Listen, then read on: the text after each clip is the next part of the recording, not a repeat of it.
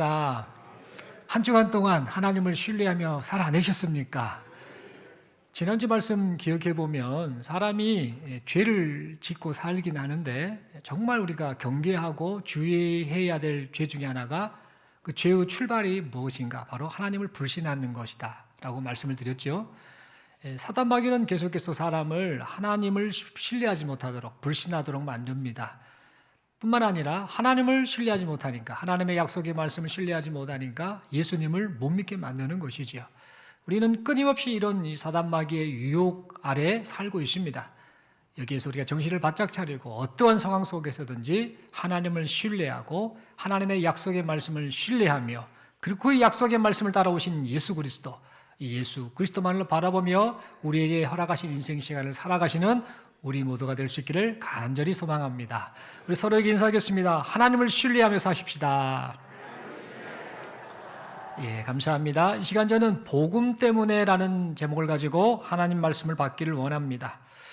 여러분, 초대교회 당시에 이 갈라디아 지역, 이 지역에 교회가 있었는데, 이 교회는 바울이 복음을 전해서 많은 이들이 예수 믿고 구원받는 일들이 나타났음에도 불구하고 그 이후에 바울이 그곳을 떠나 다른 곳에 복음을 전할 그 당시에 유대주의적 율법주의라는 거짓 교사들이 들어와서 교회를 힘들게 하고 또 성도들을 미혹하는 일들이 발생했습니다. 유대주의적 율법주의자들은 어떤 주장을 했느냐? 사람이 구원을 받기 위해서는 예수를 믿는 것만으로는 아니 된다. 반드시 율법을 지켜야 구원을 받을 수 있다라는 그런 주장을 하였습니다. 그들의 가르침은 복음을 왜곡한 거짓된 가르침이었지요. 그런데 그것을 깨닫지 못한 이 갈라디아 지역 교회 성도 중의 일부가, 상당수가 거짓 교사들의 이 미혹에 빠져서 복음을 떠나는 일이 발생하고 말았습니다. 그래서 이 사도 바울은 이 소식을 듣고는 유대주의적 율법주의의 악영향으로 인해서 이 갈라디아 교회 성도들이 그들의 신앙이 병든 것을 알고는 사람이 죄와 사망으로부터 구원받는 것은 인간의 율법 준수 행위 때문이 아니라 인간의 죄 문제를 해결하신 예수 그리스도, 그 예수 그리스도를 믿는 믿음뿐이다라는 사실을 재차 강조하면서 지금 갈라디아서를 지금 쓰고 있는 것입니다. 그러면서 이 과거에 갈라디아 지역의 교회 성도들과 이 바울 사이에 있었던 그 사랑의 관계를 언급을 합니다. 과거에 당신네들이 나를 얼마나 이렇게 사랑했지 않았습니까? 저도 여러분들을 사랑합니다 라고 하면서 과거의 갈라디아 지역 교회 성도들과 바울의 관계가 사랑의 관계였음을 이야기하면서 유대주의적 율법주의에 속아 넘어가 있는 갈라디아 지역 교회 성도들로 하여금 제발 바른 신앙으로 돌아오십시오, 복음으로 돌아오십시오라고 그렇게 간절히 호소하였습니다. 여러분, 그렇다면 이 갈라디아 교회 성도들은 바울을 향해서 어떠한 사랑을 보여주었던 것일까요? 여러분, 과거에 제1차 전도 여행 당시에 이 사도 바울은 이 갈라디아 지역에서 복음을 전할 때에 몸 상태가 많이 좋지 않았습니다. 한마디로 질병에 걸렸다라는 거죠. 그의 병명이 정확하게 무엇인지는 알 수는 없습니다만 그의 질병이 복음을 전하는데 적지 않은 걸림돌이 되었었습니다. 그렇다면 이 바울의 질병이 구체적으로 무엇이었을까요? 정확하게는 알 수는 없습니다만 성경학자들은 추측을 합니다. 오늘 보면 13절의 말씀을 보면 육체의 약함이라는 표현을 쓰고 있는데요. 이것을 두고 이 성경학자들은 아마도 바울이 질병에 걸렸는데, 병에 걸려 있었는데 그 병이 아마도 말라리아, 모기에 의해서 모기에 물리면 열이 나고 굉장히 사람이 유독해지는 경우 있지 않습니까? 오늘날 동남아 지역에서도 말라리아에 걸린 사람들이 참 많이 있죠. 아마 이 바울이 말라리아에 걸리지 않았나라고 그렇게 추측을 하고, 또 어떤 사람들은 아니다, 이 바울이 간질, 거품을 물면서 막 경련을 일으키는 그런 질환이죠, 이 간질에 걸렸을 것이다 라고 이렇게 추측도 하고, 또 어떤 학자들은 아니다, 눈병, 안질이 있었지 않았겠는가라고 이렇게 추측을 하고 있습니다. 성경학자들이 바울의 질병을 말라리아, 이 모기에 의해서 고열이 나는 열병, 이 말라리아에 걸렸을 것이다라고 추측을 하는 이유는 이 바울이 전도 여행을 다녔던 이 갈라디아 남부 해안 지역에는요, 말라리아에 걸리는 환자들이 굉장히 많았기 때문입니다. 그 지역에 말라리아에 걸려서 많은 이들이 죽어가고 많은 고통을 당했는데, 바울이 그곳을 지나면서 복음을 전한 거 보니까 아마도 바울 역시 말라리아에 걸리지 않았을까, 그래서 몸 상태가 좋지 않았을까, 이렇게 생각을 했던 겁니다. 제가 알기로는 이 말라리아에 한번 걸린 사람은요, 이게 그때 완치되는 것이 아니라 계속해서 나중에 컨디션이 좋지 않으면 또다시 그 증상이 계속해서 재발하는 그런 병으로 알고 있거든요. 그래서 아마 이 바울 역시 이렇게 몸이 계속해서 피곤하면 이런 열이 나거나 몸이 힘든 상황이지 않았을까? 이 성경학자들은 그렇게 추측을 합니다. 또 어떤 학자는 이렇게 말하지요. 아니다. 이 바울은 아마 그 질병이 간질병에 걸렸을 것이다, 이렇게 말합니다. 여러분, 그 학자들이 이렇게 주장하는 이유는 뭐냐면요, 바울의 질병이 간질이었기 때문에 오늘 보면 14절에 기록된 대로 갈라디아 교회 성도들에게 시험거리가 되었을 것이다 라고 그렇게 생각을 합니다. 여러분, 간질, 이 병은 그 당시에 하나님이 함께 계시지 않는 증거가 될 만한 그런 병으로 간주되었습니다. 그래서 이 로마의 신들을 섬기는 당시의 사람들이 보기에 바울이 만약에 간질에 걸렸다라고 한다면, 그 증상이 나타나면 무슨 생각을 하겠습니까? 아니, 천지만물을 지은 하나님의 그 복음을 전하는 사람이라면서, 그런데 저 사람이 거품을 물면서 격렬을 일으키네? 저 간질에 걸렸네? 저것은 저 사람이 전하는 복음이 가짜 아닐까라는 그런 의구심을 갖게 하는, 그 의심을 갖게 하는 그런 시험거리가 될 수도 있었습니다. 그래서 학자들은 아마 바울이 24절 말씀 시험거리라는 단어로 봤을 때 아마 간질이지 않았을까, 이렇게 추측을 합니다. 그리고 또 다른 학자들은 바울이 안질에 걸렸을 것이다 라고 추측합니다. 눈병, 눈에 심각한 질환이 있었을 것이다 생각을 합니다. 그 이유가 뭐냐? 15절 말씀을 보니까 바울이 갈라디아 교회 성도들에게 이런 말을 하죠. 이 갈라디아 교회 성도들이 자신을 위해서 눈이라도 빼줄 만큼 나를 사랑했다라고 이렇게 표현을 하고 있는데, 이러한 점을 고려했을 때 아마 이 바울이 눈에 상당한 심각한 질환이 있었는데 그 모습을 애타게 여기는 갈라디아 교회 성도들이 자기 눈이라도 빼줘서 바울의 눈을 고쳐주면 좋겠다라는 그런 마음을 품지 않았겠나. 그러니 아마 이 바울은 안질에 걸렸을 것이다 라고 그렇게 추측을 하고 있습니다. 여러분, 바울이 어떤 질병으로 고통을 받았는지는 정확하게 알 수 없습니다만, 중요한 것은 이 바울이 질병으로 인해서 큰 고통을 받았었다라는 겁니다.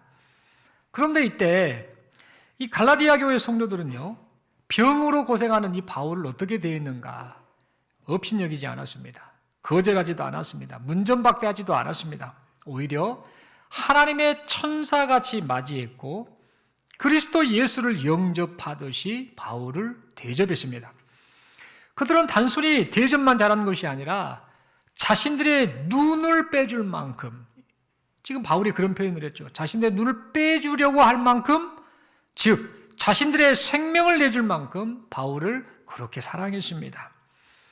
그렇다면 여러분, 이 갈라디아 성도들은 왜 이렇게 바울을 사랑했을까? 도대체 왜 이렇게 바울을 이토록 사랑했을까? 병든 그 사람을 뭐가 좋다고 그렇게 사랑을 했을까? 여러분, 이 갈라디아 교회 성도들이 바울을 눈이라도 빼어줄 만큼 사랑했던 이유는 바울이 학식이 있었기 때문이 아닙니다. 복음 전도를 위해서 바울이 수많은 고생을 했기 때문도 아니고, 바울의 인격이 좋아서도 아니고, 그동안 쌓아온 인간의 그 인간적인 사랑이나 정 때문도 아니었습니다. 갈라디아 교회 성도들이 바울을 눈이라도 빼줄 만큼 사랑했던 이유는 그들이 바울이 전한 복음으로 인해서, 바울이 가르친 복음으로 인해서 구원의 감격과 기쁨 그리고 믿음을 얻었기 때문입니다. 다시 말해서 갈라디아 교회 성도들이 질병으로 고생하는 이 연약한 바울을 귀하게 여기고 목숨처럼 사랑했던 이유는 바울이 전한 하나님의 말씀, 즉 복음 때문이었습니다.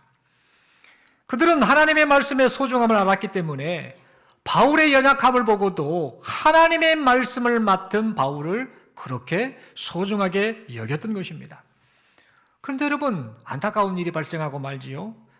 바울이 전도 여행을 위해서 갈라디아 지역을 떠난 이후에 바울과 바울이 전한 복음을 소중히 여기며 믿음을 따라 살았었던 이 갈라디아 교회 성도들이 어느 날 갑자기 유대주의적 율법주의라는 거짓 가르침에 속아서 복음을 떠나버리는 일이 발생하고 말았던 겁니다. 그 결과 이 갈라디아 교회 성도들은요, 예수님의 제자가 되어야 되는데 예수님의 제자가 된 것이 아니라 거짓 교사들의 제자가 되어서 거짓 교사들에게 충성하는 잘못된 열심에 빠지고 말았습니다. 그래서 바울은 갈라디아 교회 성도들 향해 말하고 있습니다. 여러분이 바른 복음에 근거하여 열심을 내고 있다고 한다면 더욱더 열심을 내면 참 좋겠습니다. 그러나 지금 당신들의 열심은 바른 복음에서 떠난 열심입니다. 그래서 나는 이를 바로 잡아주기 위해서 내가 언성을 높여서라도 당신들이 잘못된 길에서 돌이키기를 원합니다라고 그렇게 말하였습니다. 그러면서 계속해서 말합니다. 갈라디아 교회 성도들이 복음을 통해서 그리스도의 형상을 이루기까지 해산하는 수고를 기꺼이 감당하겠노라고 바울은 그렇게 말하였습니다. 여러분, 바울은 이 거짓 교사들의 미혹에 빠져서 율법을 추구하고 있는 이 갈라디아 교회 성도들을 보면서요, 너무나 가슴 아파했죠. 그러면서 갈라디아 교회 성도들이 속히 복음으로 돌아오기를 간절히 바랐던 것입니다. 여러분, 우리는 이상의 내용을 살펴보면서 갈라디아 교회 성도들이 바울을 참 많이 사랑했었구나라는 사실을 깨닫게 됩니다. 그리고 바울 역시 갈라디아 교회 성도들을 진심으로 사랑했었구나, 그리고 사랑하고 있구나라는 사실을 확인하게 됩니다. 그러면서 갈라디아 교회 성도들과 바울이 서로를 소중히 여기고 사랑했던 이유가 바로 복음 때문이었구나라는 사실도 깨닫게 됩니다. 갈라디아 교회 성도들은 바울이 전한 복음 때문에 병에 걸린 바울을 하나님의 천사같이 귀하게 여겼습니다. 바울이 전한 복음 때문에 병에 걸린 바울을 예수 그리스도를 영접하는 것처럼 그렇게 소중히 대했습니다. 바울의 표현을 빌리자면 그들은 바울을 위해서 자신들의 눈을 빼주려고 할 정도로 바울을 그렇게 사랑했습니다. 바울 역시 복음 때문에 지치고 아픈 몸을 이끌고 쉼도 없이 하나님의 말씀, 즉 복음을 갈라디아 교회 성도들에게 전했습니다. 또한 거짓 교사들의 거짓 가르침에 속아서 왜곡된 복음에 사로잡힌 갈라디아 교회 성도들의 바른 신앙을 위해서 해산의 수고도 마다하지 않겠다라고 그렇게 말하였습니다. 여러분, 바울은 이 갈라디아 교회 성도들을요, 자기 목숨보다 더 소중히 여겼던 것입니다. 이 모든 것이 무엇 때문이었는가? 바로 복음 때문이었습니다. 복음. 갈라디아 교회 성도들과 바울은 이 복음 때문에 그렇게 서로를 사랑했던 겁니다. 갈라디아 교회 성도들과 바울은 이 복음 때문에 복음으로 맺어져서 그렇게 서로를 사랑하였던 것입니다. 여러분, 이러한 사실은 오늘날 교회가, 목회자가, 성도가 무엇에 우선순위를 두어야 할 것인지 그 사실을 우리로 하여금 생각해야 합니다. 다시 말해, 복음으로 부르심을 받은 사람들이 모인 교회 공동체 안에 복음이 선포되어야 한다는 겁니다. 복음이 가르쳐져야 한다는 겁니다. 복음이 삶으로 실천되어야 한다라는 사실을 오늘 이 본문의 말씀은 우리에게 말해주고 있습니다. 그리고 목회자와 성도를 맺어주는 가장 핵심적인 이음줄은 하나님의 말씀, 바로 복음이다라는 사실을 우리에게 함께 말해주고 있습니다. 여러분, 만약에 교회 공동체 안에서 복음이 분명하게 선포되지 않거나 목회자와 성도의 관계를 맺어주는 그 자리의 중심에 하나님의 말씀이 없다라고 한다면요, 이것은 안타깝지만 이것은 주님이 원하시는 교회의 모습이 결코 아닙니다. 그렇다면 여러분, 여기서 우리는요, 지금 우리의 모습, 교회 공동체의 모습이 어떠한가, 우리 자신과 교회 공동체의 모습을 살피면서 과연 이제 하나님 앞에 어떠한 모습으로 살아갈 것인가, 과연 교회 공동체가 어떠한 모습으로 나아가야 할 것인가를 깊이 있게 생각하고 다짐할 수 있었으면 좋겠습니다. 여러분, 우리가 속한 교회 공동체 안에 복음이 전해지고 복음이 가르쳐지고 복음에 걸맞는 삶의 실천이 나타나고 있습니까? 예배를 드리러 올 때 우리는 하나님의 말씀에 대한 갈급함을 가지고 오고 있습니까? 설교를 듣고 만족하고 기뻐한다라고 한다면 복음 메시지를 듣고 기뻐한 것입니까? 아니면 감동적인 이야기를 듣거나 내가 생각하는 것과 맞는 그런 말씀, 그런 의견, 그런 주장을 들었기 때문입니까? 교회 생활이 즐겁다면, 신앙 생활이 즐겁다면 많은 사람을 알게 되거나 새로운 환경이나 공동체를 경험했기 때문입니까? 아니면 복음이 주는 기쁨을 삶 속에서 누리고 있기 때문입니까? 목회자에게 좋은 감정을 갖고 있다고 한다면 그 감정의 원인이 무엇입니까? 목회자가 전한 복음, 그 복음 때문입니까? 아니면 나에게 따뜻하게 잘해주기 때문입니까? 여러분, 우리는 이런 질문을, 근본적인 신앙의 근본적인 질문을 스스로에게 해보아야 합니다. 그리고 이 질문 앞에 지금 내 모습이 어떠한가, 교회 공동체의 모습이 어떠한가를 심각하게 고민하면서 다시 복음을 붙잡고 복음을 따라 살아가는 우리 모두가 되어야 될 줄로 믿습니다. 그러면서 우리는요, 복음을 기뻐해야 됩니다. 복음 듣기를 기뻐해야 됩니다. 복음 듣기를 원해야 합니다. 예배를 통해서 선포되어지는 이 복음을 갈망하며 살아야 합니다. 다른 것 때문에 삶을 즐거워할 것이 아니라 바로 복음 때문에, 복음의 주인공이신 예수님 때문에 기뻐하고 즐거워하는 그런 삶을 살아야 합니다. 왜냐하면 우리 모두는 복음을 통해 만난 예수 그리스도, 복음의 주인공이신 예수 그리스도, 이 예수 그리스도로 말미암아 하나님 나라 시민권을 소유한 하나님 나라 백성이 되었기 때문입니다. 여러분, 그러므로 우리는 복음을 얼마나 소중히 여기며 사는지 우리 자신을 돌아보아야겠습니다. 그러면서 복음을 전하고 가르치는 목회자를 위해서 내가 얼마나 기도하고 있는지 우리 모습을 돌아보아야겠습니다.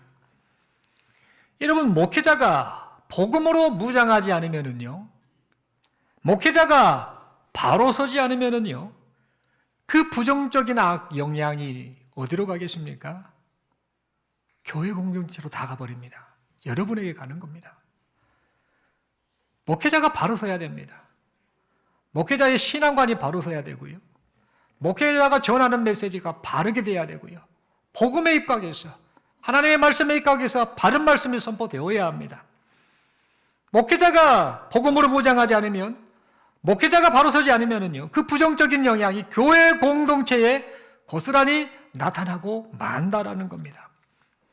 여러분, 이 사실을 생각하면서요, 복음을 바르게 선포하기 위해서 몸부림치는 목회자를 위해서 기도하고 존중히 여겨야 합니다. 그래야 교회 공동체가 건강하게 세워져 가기 때문입니다. 여러분, 갈라디아 교회 성도들이 복음을 전하고 가르쳐준 이 바울을 어떻게 대했습니까? 하나님의 천사와 예수 그리스도를 영접하는 마음으로 그렇게 귀하게 여겼던 것처럼 성도는 하나님의 말씀을 맡은 목회자를 귀하게 여겨야 합니다. 사람이 좋아서 대단해서 그를 귀하게 여기는 것이 아니라 하나님의 말씀을 맡았기 때문에, 그 복음이 전해지기 때문에 그렇게 목회자를 귀하게 여겨야 합니다. 목회자를 통해 교회 공동체 안에 복음이 전해지고 있지요. 목회자를 통해 교회 공동체 안에 복음이 가르쳐지고 있지요. 그렇기 때문에 목회자를 귀하게 여겨야 합니다. 그렇게 전해지고 가르쳐진 복음을 통해서 우리가 예수님을 알고 믿고 그 예수님을 내 주님으로 고백하게 되었기 때문에 교회 공동체에 속한 모든 이들은 말씀 맡은 자를 귀하게 여기는 마음이 있어야 합니다. 또한 목회자를 통해 듣고 믿은 이 복음을 따라서 지금 우리가 인생을 살아가고 있기 때문에 그 복음에 사로잡혀 우리가 인생을 살 수 있기 때문에 그 말씀이 선포되는 통로로 하나님이 목회자를 사용하고 계시기 때문에 그 사실을 생각하면서 목회자를 위해서 기도하고 또 존중히 여기는 마음이 있어야 합니다. 여러분, 그러므로 복음 때문에 바울을 소중히 여겼던 갈라디아 교회 성도들의 모습이 이 시간 여기 모인 우리의 모습이 될 수 있기를 간절히 소망합니다. 그리고 동시에 말씀을 맡은 목회자는요, 하나님 앞에 끊임없이 근심해야 됩니다. 걱정하고 두려워하고 떨리는 마음으로 살아야 합니다. 무엇 때문입니까? 자신이 전하는 메시지가 주님이 진정 인정하시는 복음이 맞는지, 복음이라고 말해놓고는 복음과는 상관없는 다른 것으로 포장되어 있는 그런 메시지이지는 않는지 두렵고 떨리는 마음으로 이 목회자는 자신의 전하는 이 말씀을 다시 한번 돌아보고 점검하여야 합니다. 여러분, 우리 주님께서 교회 공동체에 목회자를 불러 세우신 목적은요, 다른 이유가 아닙니다. 하나님의 말씀을 바르게 선포해라, 바르게 가르쳐라, 그래서 구원을 받은 성도들을 온전하게 해라, 그래서 성도들이 하나님을 기쁘시게 하는 선한 일을 행하도록 해라, 그리스도를 닮은 섬김의 삶을 살도록 잘 가르쳐라, 그래서 그리스도의 몸된 교회를 바르게 세우게 해라. 그것을 위해서 주님께서 교회 공동체 안에 목회자를 불러 세우셨다라는 겁니다. 이 사실을 에베소서 4장 11, 12, 13절이 말하고 있지요. 그가 어떤 사람은 사도로, 어떤 사람은 선지자로, 어떤 사람은 복음 전하는 자로, 어떤 사람은 목사와 교사로 삼으셨으니 이는 성도를 온전하게 하여 봉사의 일을 하게 하며 그리스도의 몸을 세우려 하심이라. 아멘.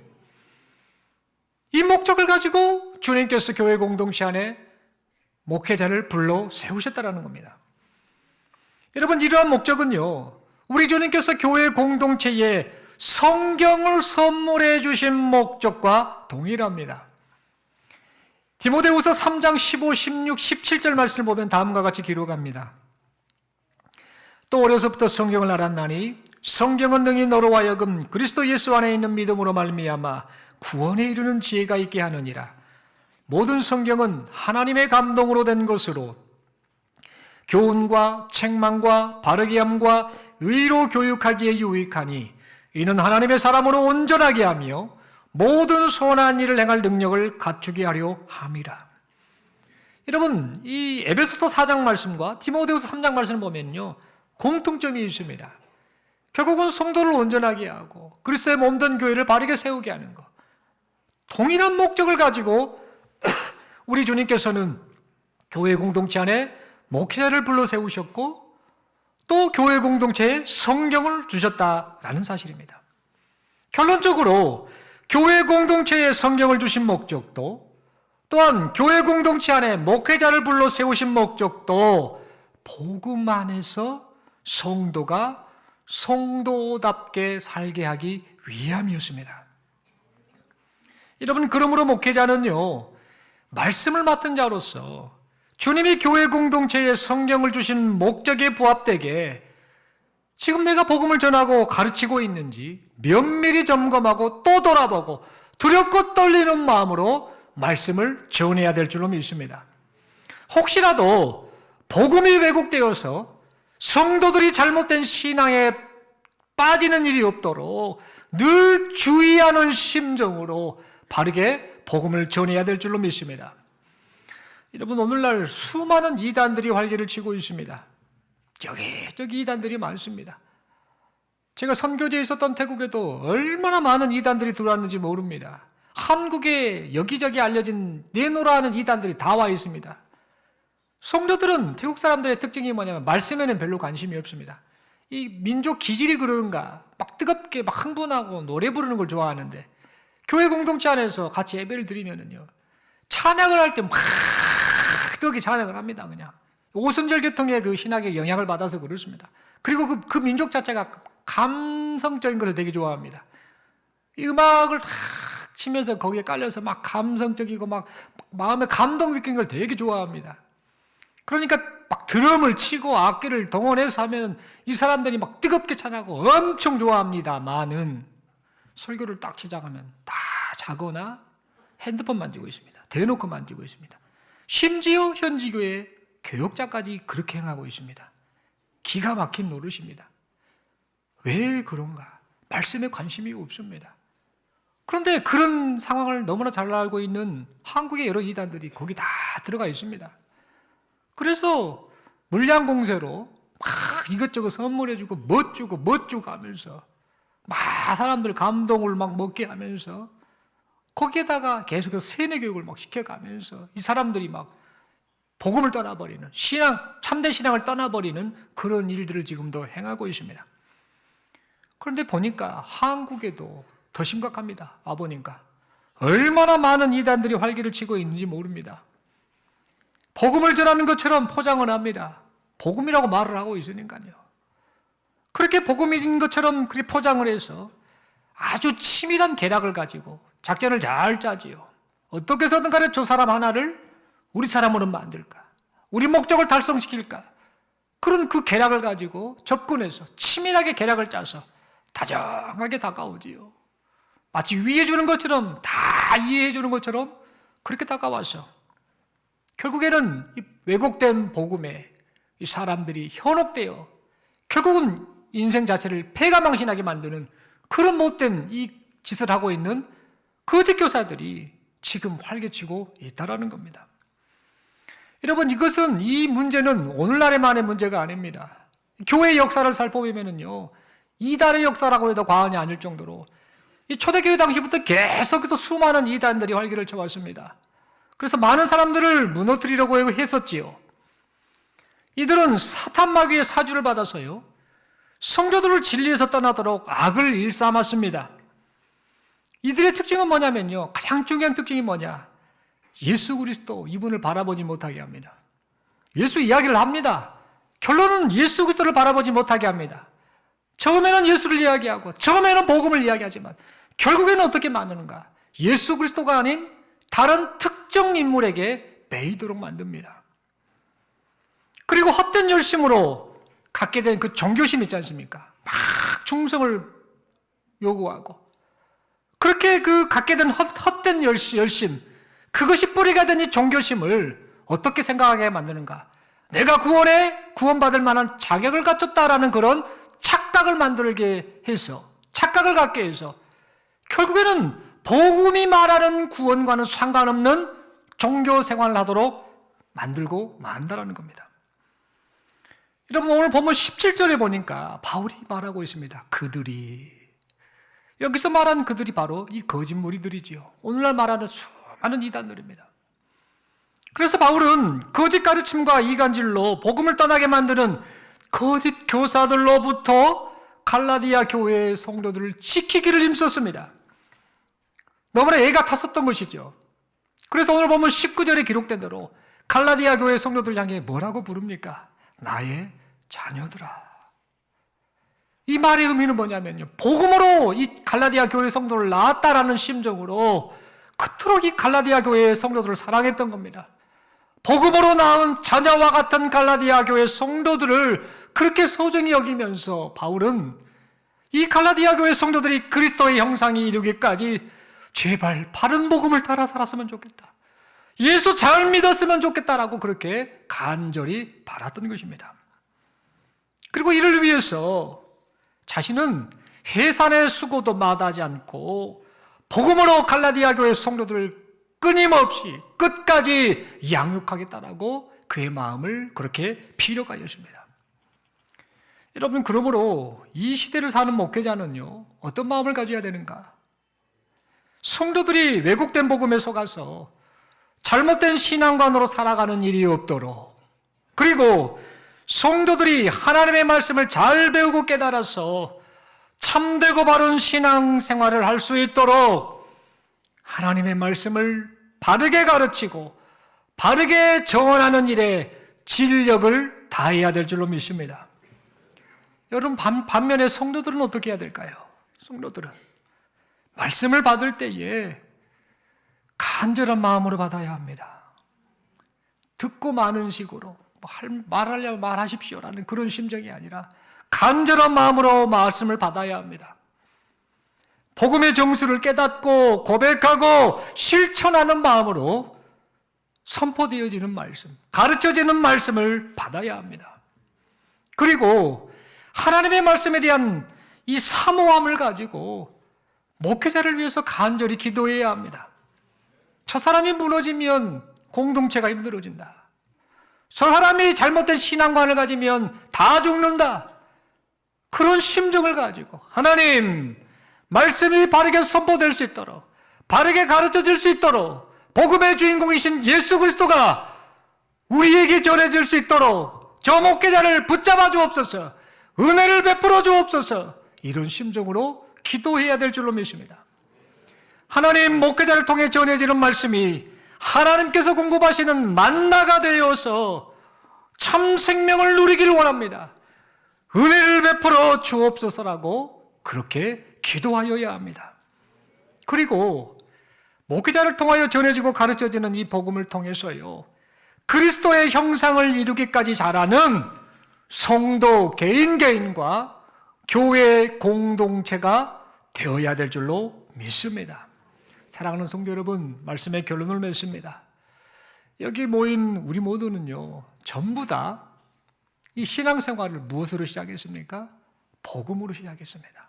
복음을 듣고 복음의 주인공이신 예수 그리스도를 내 주님으로 고백하고 알아가고 그분과 교제하며 이렇게 신앙생활을 시작했습니다.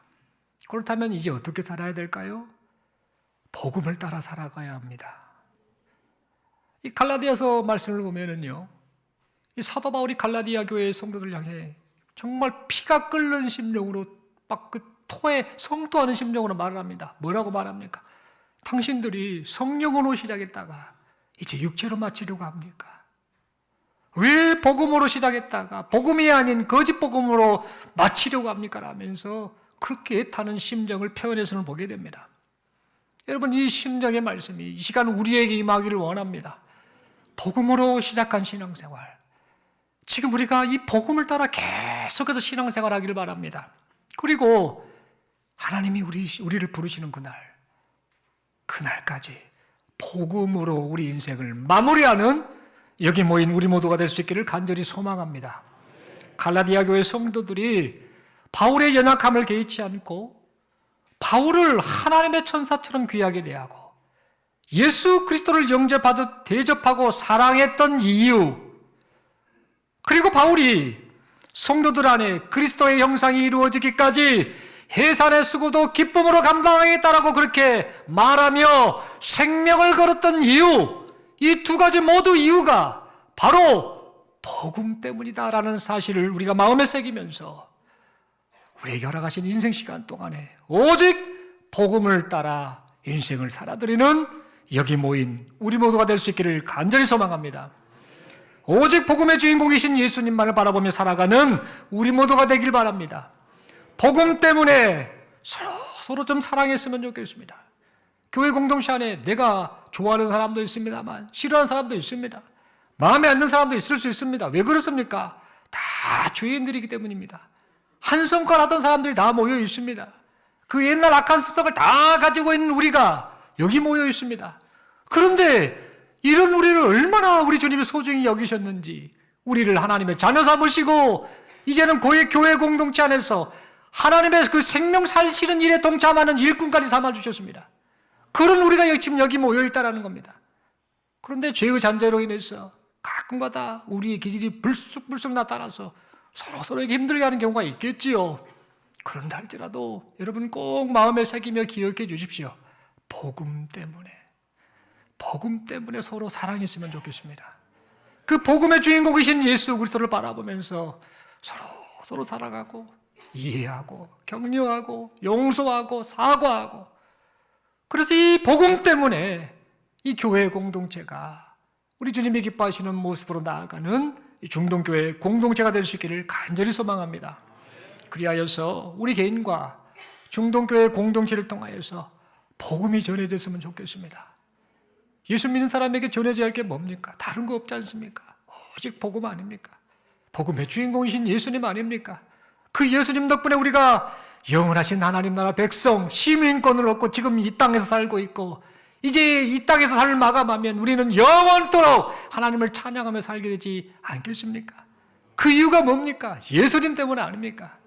그 점을 생각하면서 이 교회 공동체를 통해서, 우리 삶을 통해서 오직 복음의 주인공이신 예수 그리스도만을 증거하며 살아가시는 우리 모두가 될 수 있길 바랍니다. 그 결과 많은 사람들이 우리가 믿고 의지하는 예수 그리스도, 그 예수 그리스도를 믿고 구원을 받아서 그들 역시 우리와 함께 영생을 누리는 그런 은혜가 있기를 간절히 소망합니다.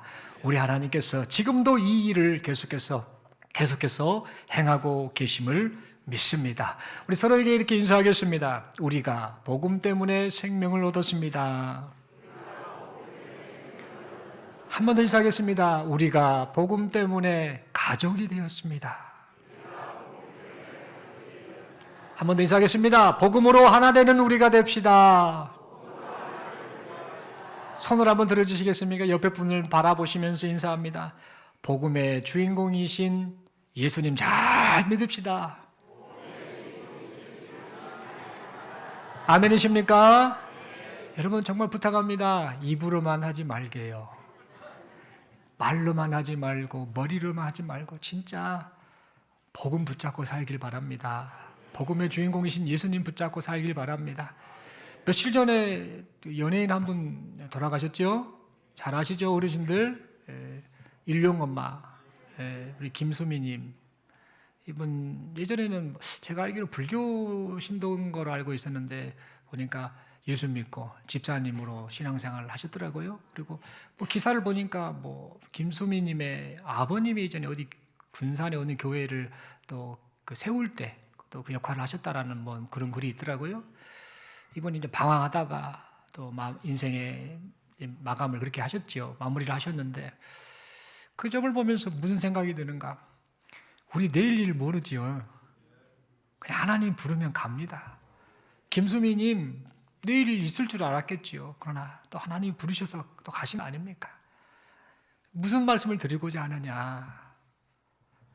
지금 이 순간 내가 숨쉬고 말하고 생각하고 느낄 수 있는 이 순간이 우리로 하여금 복음을 듣게 하고 복음의 주인공이신 예수님을 믿게 하고 복음을 따라 살기를 원하는 결단할 수 있는 기회다라는 사실을 생각하면서 다시 한번 복음의 주인공이신 예수 그리스도만을 바라보고 복음에 사로잡혀 복음 따라 그렇게 인생을 살아가시는 여기 모인 우리 모두가 될 수 있기를 간절히 소망합니다. 모두 힘내시고 우리 주님, 그 주님 바라보면서 비록 힘든 상황이랄지라도 이 복음을 붙잡고 날마다 순간순간마다 믿음의 이 행보를 잘 달려나가시는 여기 모인 우리 모두가 될 수 있기를 간절히 소망합니다. 기도드리겠습니다. 하나님 아버지 감사합니다. 말씀 받았습니다. 복음 때문에 우리가 삽니다. 복음 때문에 우리가 생명을 얻었고 복음 때문에 교회 공동체가 가족이 되었습니다. 복음의 주인공이신 예수님 덕분입니다. 일평생 예수님 잘 믿게 하시고 또 복음의 가르침을 따라 허락하신 인생 시간 복음의 사람답게 잘 살아드리는 여기 모인 우리 모두가 되게 하옵소서. 그리고 우리만 영생을 누리는 것에 만족한 것이 아니라 우리 주님이 그토록 명하신 이 복음 전도하는 것, 이 일에 힘쓰는 여기 모인 우리 모두가 되게 하여 주옵소서. 그렇게 하심을 믿습니다. 감사합니다. 우리 주님 예수님 이름으로 기도드리옵나이다. 아멘.